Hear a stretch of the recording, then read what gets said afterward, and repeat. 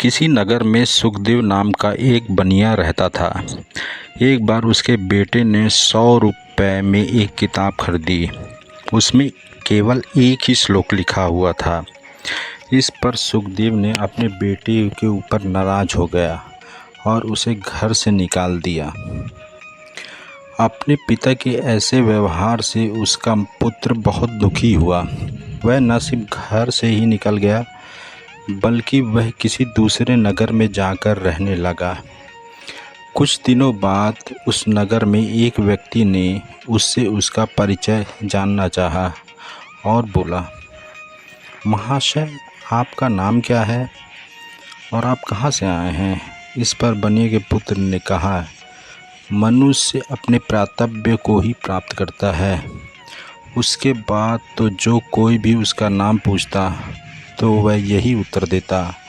तब से लोग उसे प्राप्तव्य अर्थ के नाम से ही पुकारने लगे। बनिए के पुत्र को विश्वास था कि जो भाग्य में होता है वह मेरे पास भागकर आता है। कुछ दिनों के बाद उस नगर में एक उत्सव का आयोजन हुआ। उस उत्सव को देखने के लिए नगर के राजकुमारी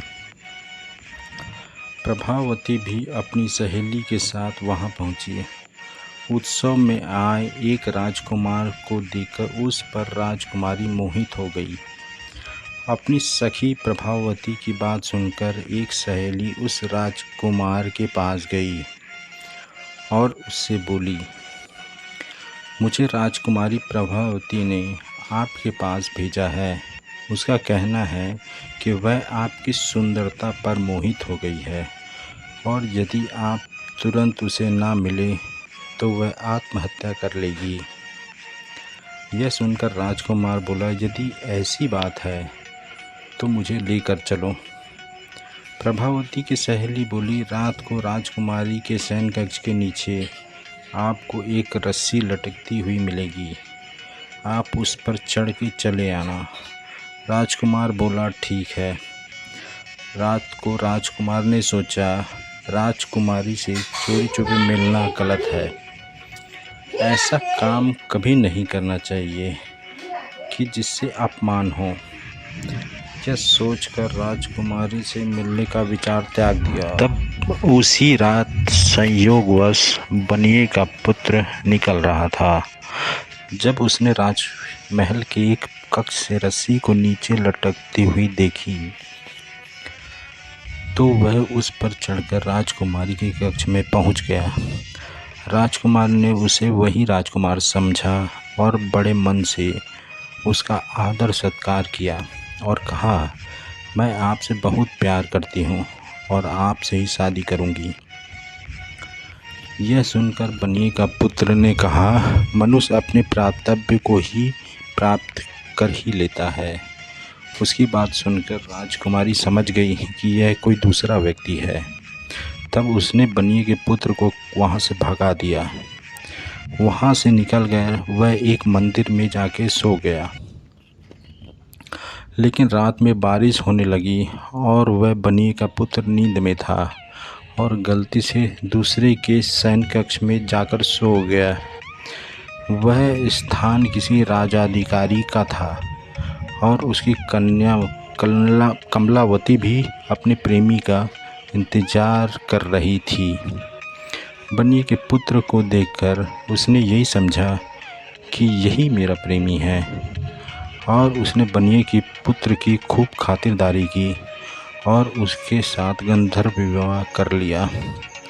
लेकिन बनिए के पुत्र को खामोश देखकर उस कन्या ने पूछा, क्या बात है, आप खामोश क्यों हैं? बनिए के पुत्र को उसको भी वही उत्तर दिया कि मनुष्य अपने प्राप्तव्य को प्राप्त कर ही लेता है। यह सुनकर कमलावती भी समझ गई कि यह उसका प्रेमी नहीं है।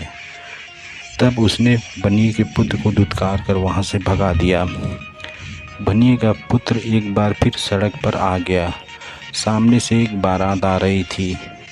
बनिए का पुत्र भी उस बारात में शामिल हो गया और बारातियों के साथ चलने लगा। थोड़ी ही देर बाद बारात विवाह घर पहुंची और वहां उनका खूब स्वागत सत्कार हुआ। विवाह का मुहूर्त होने पर सेठ की कन्या सज धज कर विवाह मंडप पे पहुंची। तभी एक हाथी अपने महावत को मारकर इधर उधर भागने लगा। कन्या पक्ष के लोग भी भागकर अपने अपने घरों में घुस गए। विवाह मंडप पे अकेली कन्या खड़ी रह गई। कन्या को अकेला देखकर बनिए का पुत्र उसके पास पहुंचा और कहा, डरो मत, मैं तुम्हारा रक्षक हूँ। यह कहकर दाहिने हाथ से कन्या का हाथ पकड़ लिया। हाथी के चले जाने के बाद बाराती भी मंडप पे आ पहुँचे। जब देखा कि उसकी वधू का हाथ किसी अन्य के हाथ में है और वह उसके साथ खड़ी है तो वह गुस्से में आ गए और वह कन्या के पिता से बोले कि आपने अपनी कन्या का हाथ किसी और पुरुष के हाथ में दे दिया है। कन्या के पिता ने कहा, यह घटना कैसी हुई मुझे नहीं पता।